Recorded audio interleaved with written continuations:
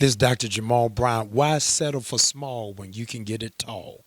Stay tuned for the Tall Boy experience. Do you want it? You got to have it. And if you want the exclusive, you want the tall boy, because he's going to bring you the exclusive. Yeah, my sister went to Baltimore School for the Arts for dance, and she introduced me to her close friend who was a theater major, Tupac Shakur. He and I became fast friends and began traveling around in Baltimore. He was doing rap, I was doing spoken word and youth motivational speaking. What a lot of people don't know is Tupac and I came to Atlanta together. My dad enrolled him at Clark Atlanta University, and I went over to Morehouse.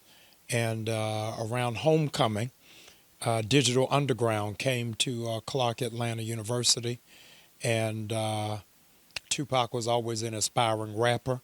And so he dropped out of Clark Atlanta University to become a roadie for Digital Underground. For hip hop history, I am grateful. I am lodged significantly and strategically that I did the memorial service for both Biggie Small and Tupac. And worked with gangs from both East and West Coast with Russell Simmons to try to stop the East Coast West Coast rivalry at the time.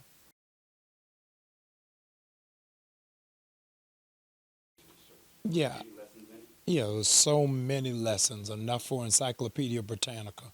It really speaks to the influence of hip hop in the world, that even in church space, that on 2019, the largest selling gospel album is Kanye West.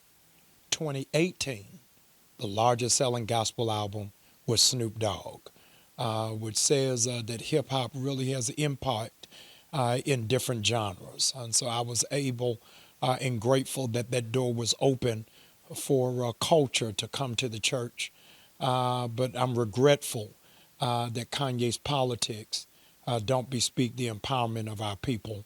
And I should have really, as pastor, shepherd, leader, took a real look and internal inspection as to what it was I was exposing my people to beyond just that one moment encounter.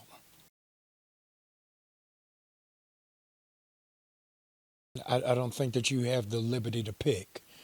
There's something known as a slave Christianity, that it was Christians that enslaved us. It was Christians that argued that we didn't have a soul. It was a Christian church that was over top of the slave dungeons. And so, as African Americans, we can't pick what parts of our theology really mirror the radical stance of Moses to speak against oppression against a minority. And so I don't think that we can really proselytize or colonize gospel at the detriment of the liberation of our people.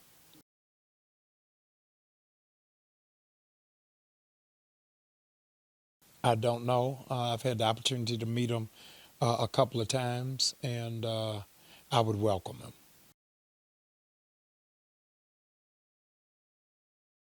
Yeah, I think that there is space in the church for the LGBTQ community, as there is a space for me, an adulterer, space for me as a divorcee. There's a space for all of us. So when we say God's love encompasses all, I think that there ought to be space for everyone.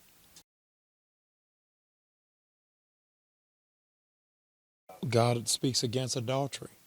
God speaks against divorce. And yet God speaks through me every Sunday.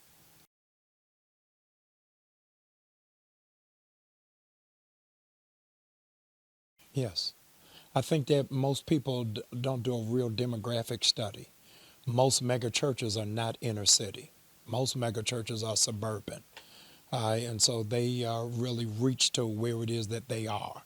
And so the significant point for New Birth is understanding that the economy of DeKalb County has shifted.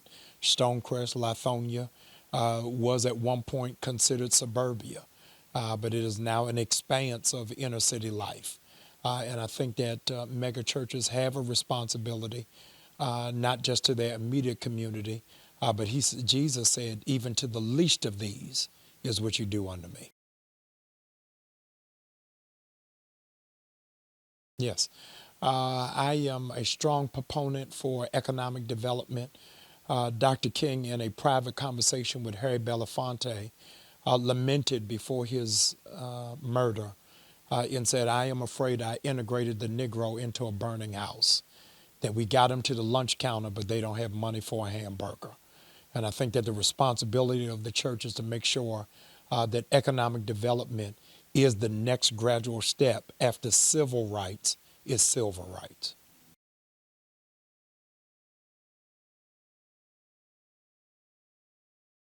That is not the end of a year, it is the end of a decade. So now please don't plan for just 1 year. Make a plan for the next 10 years.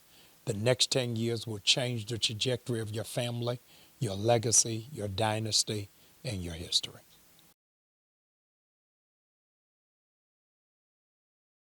So I'm not sure which platform you were on. Okay, so that's our lowest feed. Uh, we had 40,000 online yesterday, and we are now grateful that our online viewers account for 1/3 of our budget and help us really to reach a global stage and audience and expands where it is that we are. The reality is Christian television is a dying art form, but streaming is reaching a multitude in real time that otherwise we wouldn't be able to. All right. So yesterday, in the sermon, Yes. am I in this video? I'm You're not here. sure. You're in it. All right. It said that you were in Ghana and Yes. you were late Yes. showing to a spot. Yes. Yes. And the chief said that he wanted you to bring some gin Yes. because your intentions would be heavy. Yes. And the gin was a significant saying that it needed time. It You were doesn't need listening. time to Yes. develop. Bring me something that can sit a while Yes. so the strength can be felt when it's consumed. Yes. And it says normally most people come and ask you for your time or ask for whatever, Yes. but but they bring nothing until but you want God to respond. Yes. I know you were talking to your titles, Yes. but You were listening.